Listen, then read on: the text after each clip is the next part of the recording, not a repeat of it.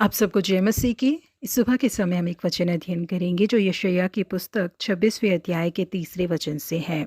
जिसका मन तुझ में धीरज धरे हुए है, उसकी तू पूर्ण शांति के साथ रक्षा करता है, क्योंकि वह तुझ पर भरोसा रखता है। हवाई जहाज को उड़ाने वाले पायलट्स को एक विशेष प्रशिक्षण दिया जाता है, और वो प्रशिक्षण ये होता है कि किसी भी पायलट को कभी भी अपनी नज़रों के ऊपर या अपने अनुभव के ऊपर निर्भर नहीं होना चाहिए। उन्हें हमेशा हवाई जहाज के यंत्रों के ऊपर निर्भर होना चाहिए, और जिस ओर वो जाने के लिए कहे उसी ओर उड़ान भरनी चाहिए। आप जानते हैं इस सबक को बेहद ज़रूरी क्यों माना जाता है? क्योंकि कई बार पायलट्स को चक्कर आ जाता है, जिस कारण वो अपने नियंत्रण को खो बैठते हैं। उस समय पायलट को बिल्कुल भी समझ नहीं आता कि जहाज किस ओर जा रहा है, वो ऊपर उड़ रहा है या नीचे उड़ रहा है, या तो आगे जा रहा है, या फिर एक ही जगह में वो घूम घूम कर आ रहा है करके इन किसी भी बात का पायलट अनुमान नहीं लगा पाता। ऐसी परिस्थिति में जब एक पायलट अपने शरीर के ऊपर नियंत्रण को खो बैठता है, तो उसे अपने ऊपर निर्भर नहीं होना चाहिए। ऐसी परिस्थिति में एक पायलट को हवाई जहाज में यंत्र उन्हें जो रास्ता दिखाता है उसी के ऊपर भरोसा करके आगे बढ़ना चाहिए। जी हाँ प्रिय परमेश्वर के लोगों, हमारे जीवन में भी जब हम ऐसी परिस्थितियों का सामना करते हैं जो हमारे काबू से बाहर है,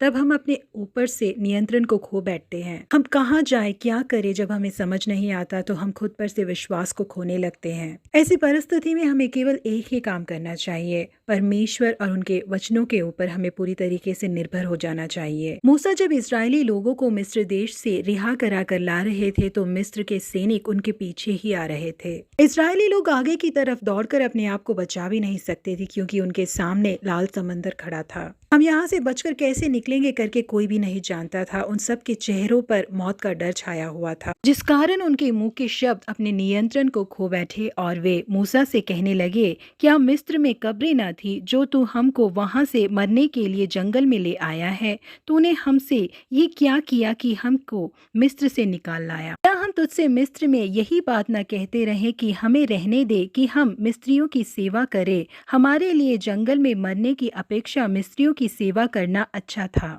10 तरीके के अद्भुत कार्यों को दिखाकर, अपने बलवंत हाथों के द्वारा अपने सामर्थ को दिखाकर जो परमेश्वर उन्हें वहां से लेकर आए थे, उस परमेश्वर को वो लोग भूल गए। इसीलिए उनके जीवन में घबराहट आई। अगला वो क्या करे करके उन्हें समझ ही नहीं आ रहा था। परंतु इसी परिस्थिति में मौजूद मूसा इजरायली लोगों की तरह घबराए नहीं। वो पूरी तरीके से परमेश्वर के शब्दों के ऊपर निर्भर थे। इसलिए मूसा ने लोगों से कहा, डरो मत, खड़े खड़े वह उद्धार का काम देखो जो यहोवा आज तुम्हारे लिए करेगा, क्योंकि जिन मिस्रियों को तुम आज देखते हो उनको फिर कभी ना देखोगे। तब यहोवा ने मूसा से कहा, और तू अपनी लाठी उठाकर अपना हाथ समुद्र के ऊपर बढ़ा, और वह 2 भाग हो जाएगा।